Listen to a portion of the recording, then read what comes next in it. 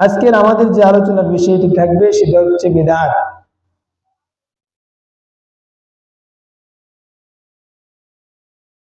বিদআত বিষয়টাকে আমরা অনেক সহজে দেখি, সহজ মনে করি, ভালো মনে করি, কিন্তু বিষয়টি অত্যন্ত ভয়ঙ্কর একটি বিষয়। বিদআত কাকে বলে? বিদআত শব্দটি হচ্ছে আরবি, এর শাব্দিক অর্থ হচ্ছে নব আবিষ্কৃত কোনো জিনিস। সাধারণভাবে নতুন আবিষ্কৃত যত জিনিস আছে সবগুলোকে বিদআত বলা হয়। রাসূলের যুগে উন্নত প্রযুক্তি ছিল না, যানবাহন ছিল, গাধা ঘোড়া করে মানুষ চলাফেরা করত, দূরের দূরের সফরগুলো উট ইত্যাদির মাধ্যমে তারা যাতায়াত করত। বর্তমান যুগের মতো আধুনিক যে সমস্ত যানবাহন গুলো আছে তখনকার যুগে এগুলো ছিল না। তো সাধারণভাবে বলতে গেলে এই সবগুলো বিষয়কে বিদআত বলা হয়। তবে শরীয়তের ভিতরে বিদআতের নির্দিষ্ট একটা ব্যাখ্যা রয়েছে। যে সমস্ত কাজকর্মকে রাসূলের যুগে, সাহাবীদের যুগে, তাবেঈনদের যুগে যে সমস্ত কাজ শরীয়তের ভিতরে ছিল না, কোরআন এবং হাদিস দ্বারা যে সমস্ত কাজের কোনো প্রমাণ পাওয়া যায় না, এই ধরনের কোন কাজকে ইবাদত মনে করে, দিন মনে করে শরীয়তের মধ্যে প্রবেশ করানোকে বিদআত বলা। এটা হচ্ছে শরীয়তের পরিভাষায় বিদআত। বর্তমান যে সমস্ত উন্নত প্রযুক্তিগুলো আছে এগুলোকে কেউ ইবাদত মনে করে করে না। আমরা সিএনজি করে বাজারে যাই, গাড়িতে করে বাজারে যাই, মানুষ বিমানে চড়ে, হেলিকপ্টারে চড়ে, কিন্তু এগুলোকে কেউ ইবাদত মনে করে না। এটা দিনের জন্য বা কাজের জন্য সহায়ক মনে করে। গাড়িতে উঠলে আমার সওয়াব এরকম কেউ মনে করে না। তাহলে এটা বিদআত না, এটা হচ্ছে দিনের জন্য, দিন অর্জনের সহায়ক। আমরা হজে যাব, আগে মানুষ 6 মাস সফর করে কোথায় যেত? হজ করতে যেত। এখন উন্নত প্রযুক্তি এসেছে, এত সময় লাগে না, 5-6 ঘন্টা হয়ে যায়। তাহলে এটা আমাদের ইবাদত করার জন্য মাধ্যম, কেউ এটাকে ইবাদত মনে করে না। বিমানে উঠলে আমার সওয়াব হবে কেউ মনে করে না। যে জিনিস শরীয়তে নেই কিন্তু মানুষ সেটাকে ইবাদত মনে করে সেটার নাম হচ্ছে বিদআত। ইমানদার আল্লাহর গোলাম লক্ষ্য করুন, হাদিসের মধ্যে রহমতের নবী জানান, মান আহদাথা ফি আমরিনা হাযা মা লাইসা মিনহু ফাহুয়া রাদ্দুন। বিশ্ব নবী বলেন, মান আহদাথা ফি আমরিনা হাযা, যে ব্যক্তি আমাদের ধর্মের মধ্যে এমন কোন জিনিস আবিষ্কার করবে, মা লাইসা মিনহু, যে জিনিসটা আমাদের ধর্মের ভিতরে নেই, ফাহুয়া রাদ্দুন, সেই বিষয়টাকে প্রত্যাখ্যান করা হবে। ধর্মের মধ্যে যদি এমন কোন বিষয় কি করা হয়, যুক্ত করা হয়, যেটা রাসূল থেকে, কোরআন থেকে, হাদিস থেকে, সাহাবীদের থেকে, তাবেঈনদের থেকে প্রমাণিত নয়, এমন কোন বিষয় যদি কেউ দিনের মধ্যে প্রবেশ করাতে চায়, তাহলে সেটাকে অবশ্যই কি করতে হবে? প্রত্যাখ্যান করতে হবে, বাতিল করে দিতে হবে, সেটা মানা যাবে না। বিদআতের ভয়াবহতা অনেক বেশি, কারণ হলো দ্বীনকে আল্লাহ রাব্বুল আলামিন রাসূলের মাধ্যমে পরিপূর্ণ করে দিয়েছেন। আমার আল্লাহ বলেন সূরা মাইদা 12 নম্বর 6 পৃষ্ঠা নম্বর 6 আয়াত নম্বর 3, আল্লাহ রাব্বুল আলামিন জানান, হুররিমাত আলাইকুমুল মাইতাতু ওয়াদ-দামু ওয়া লাহামুল খিনজির ওয়া মা উহিল্লা লিগাইরিল্লাহি বিহি ওয়াল মুনখালিকাতু ওয়াল মাওখুযা ওয়াল মুতাওয়াদ্দিয়াতু ওয়ান নাতিহাতু ওয়া মা আকালাস সাবউ ইল্লা মা যাক্কাইতুম وما ذبح على النصب وأن تستقسموا بالأزلام ذلكم فسق اليوم يئس الذين كفروا من دينكم فلا تخشوهم واخشون اليوم أكملت لكم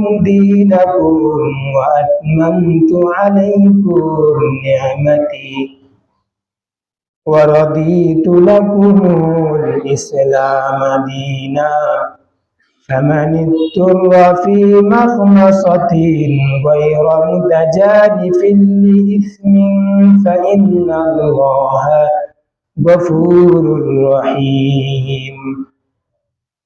আল্লাহ রাব্বুল আলামিন দ্বীনকে পরিপূর্ণ করে দিয়েছেন। এই আয়াতের মধ্যে আল্লাহ রাব্বুল আলামিন জানান, হুররিমাত আলাইকুমুল মাইতাতু, তোমাদের জন্য হারাম করা হয়েছে মৃত প্রাণী ভক্ষণ করা। মৃত প্রাণী ভক্ষণ করা এটা আমাদের জন্য হারাম। ওয়াদ্দামু, মানুষের রক্ত, পশু প্রাণীর রক্ত ভক্ষণ করা এটা হারাম। ওয়ালাহমুল খিনজির, শুকরের গোশত বা শুকরের গোশত ভক্ষণ করা হারাম করা হয়েছে। ওয়ামা উহিল্লা লিগাইরিল্লাহি বি, যে সমস্ত প্রাণীগুলো গায়রুল্লাহর নামে জবাই করা হয়।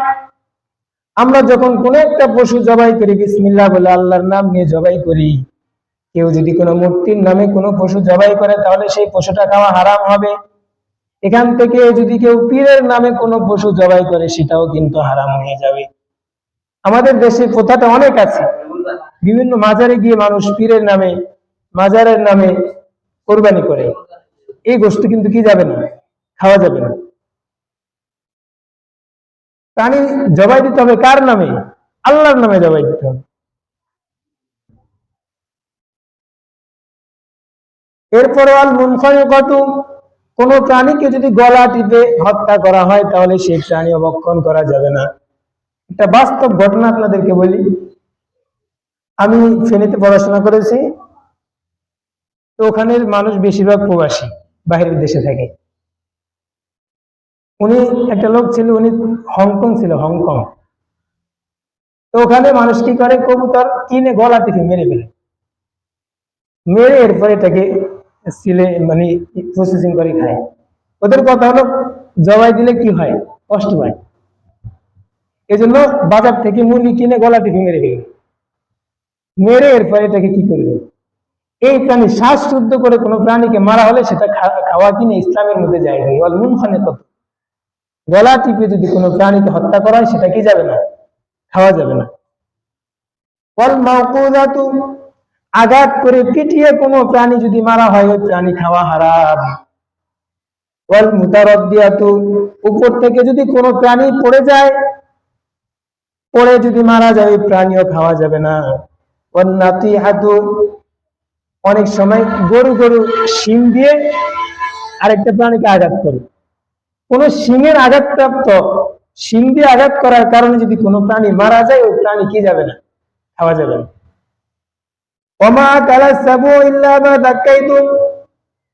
কোন প্রাণীকে যদি হিংস্র প্রাণী ছোবল মারে, বাঘ, সিংহ, হিংস্র প্রাণী যদি কোনো প্রাণীকে কি মারে, আক্রমণ করে, দেখা যাবে প্রাণীটা কি যায়, মারা যায়।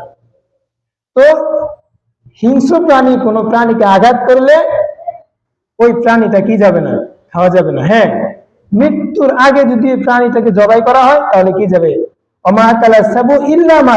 এখানে বলা হয়েছে কোন প্রাণীকে যদি হিংস্র প্রাণী কি করে, আক্রমণ করে, ওই প্রাণী আর কি যাবে না, খাওয়া যাবে না। বাকি মৃত্যুর আগে যদি কেউ প্রাণীটাকে জবাই করতে পারে তাহলে তার বস্তু কি যাবে, খাওয়া যাবে। মন্দিরের ভিতরে বিভিন্ন প্রাণী জবাই করা হয়, প্রতিমার সামনে, বেদিতে বিভিন্ন প্রাণী জবাই করা হয়, ওই প্রাণীর গোশতগুলো খাওয়া যাবে না।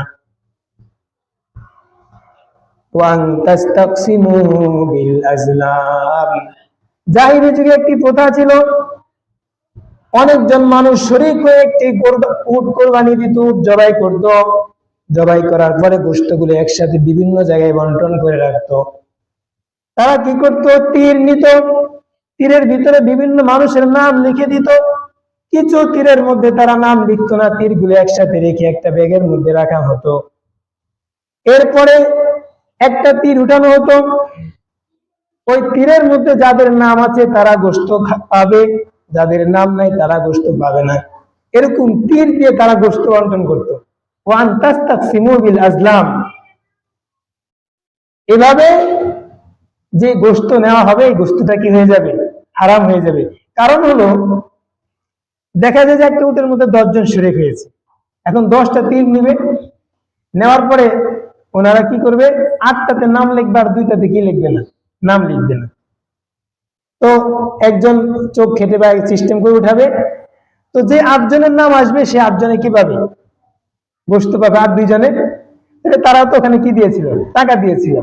এই জন্য এই গোশত খাওয়া কারোর জন্য কি হবে না? হারাম হবে না, হালাল হবে না, হারাম হবে।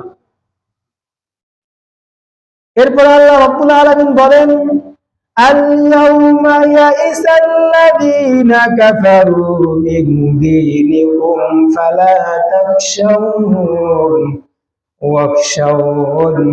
আল্লাহ রাব্বুল আলামিন বলেন, আজকের দিনে আয়াতটি নাযিল হয়েছে বিদায় হজের সময়। আজকের দিন কাফের মুশরিকরা তোমাদের থেকে নিরাশ হয়ে গিয়েছে, তারা তোমাদেরকে আর তাদের ধর্মে ফিরে নিতে পারবে না। অতএব তাদের সাথে আপোষের কোনো কারণ নেই, তাদেরকে ভয় করার কোনো কারণ নেই। ফালা তাখশাউহুম ওয়াখশাউন, ভয় করবে একমাত্র আমাকে। একমাত্র ভয় করবে কাকে? আল্লাহ রাব্বুল আলামিনকে।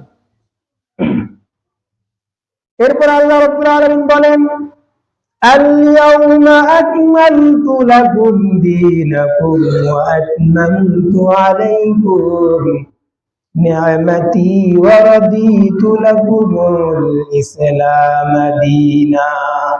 আল-ইয়াউমা আকমালতু লাকুম, আজকের দিন তোমাদের জন্য তোমাদের দিনকে পরিপূর্ণ করে দেওয়া হয়েছে। এখন যারা বেদাত সৃষ্টি করবে, নতুন জিনিস ইসলামের মধ্যে সৃষ্টি করবে, তার মানে কি হলো? আল্লাহ যে দিনকে পরিপূর্ণ করে দিয়েছে বিদায় হজের দিন, সেই দিন পরিপূর্ণ হয়নি, আরেকটা জিনিস বাকি রয়ে গিয়েছে। আল্লাহ রাব্বুল আলামিন যে ঘোষণা দিয়েছেন সরাসরি আল্লাহর বিরোধিতা হয়ে যায়। এজন্য বেদাত অনেক ভয়ঙ্কর একটি জিনিস। আমাদের সমাজে বেদাত রুসুমাত অনেক বেশি। আল-ইয়াউমা আকমালতু লাকুম দীনাকুম, আমাদের দিনকে আল্লাহ রাব্বুল আলামিন পরিপূর্ণ করে দিয়েছেন রাসূলের মাধ্যমে। নতুন করে কোনো জিনিস এখানে প্রবেশ করানোর কি নেই, প্রয়োজন নেই। যা হাদিসে বর্ণিত হয়েছে সেতটুকু, যেটা নাই সেটা নাই, যেটা আছে সেটা আছে। বাড়ানোরও প্রয়োজন নেই, কমানোরও কি নেই প্রয়োজন নেই, অধিকারও আমার নেই। ওয়া আতমামতু আলাইকুম নিয়ামাতি, এবং তোমাদের উপর আমি আমার নিয়ামতকে সম্পূর্ণ করে দিয়েছি। ওয়া রাদিতু লাকুমুল ইসলাম দীনা, তোমাদের জন্য দুনিয়ার জমিনে ইসলামকে আমি দিন হিসেবে পছন্দ করেছি। এজন্য ইসলাম ছাড়া অন্য কোন ধর্ম আল্লাহর কাছে গ্রহণযোগ্য না। একমাত্র ইসলামটাই আল্লাহ পাকের কাছে গ্রহণযোগ্য ধর্ম। ইসলাম ছাড়া অন্য কোন ধর্ম আল্লাহর কাছে কি হবে না? গ্রহণযোগ্য হবে না। এখন হলো বেদাত মানুষ কেন করে? আল্লাহ রাব্বুল আলামিন জানান, সূরা বাকারা 12 নম্বর 2 পৃষ্ঠা নম্বর 4 আয়াত নম্বর 170। আমার আল্লাহ বলেন, ওয়া ইযা ক্বিলা লাহুম ইত্তাবিউ মা আনজালাল্লাহ ক্বালু বাল নাত্তাবিউ মা আলফাইনা আলাইহি আবাআনা আওয়ালাউ কানা আবাউহুম লা ইয়াকিলুনা শাইআন ওয়া লা ইয়াহতাদুন। মানুষেরা বিদআত কেন করে? এর কারণ হচ্ছে আল্লাহ রাব্বুল আলামিন বলেন, ওয়া ইযা ক্বিলা লাহুম ইত্তাবিউ, মক্কার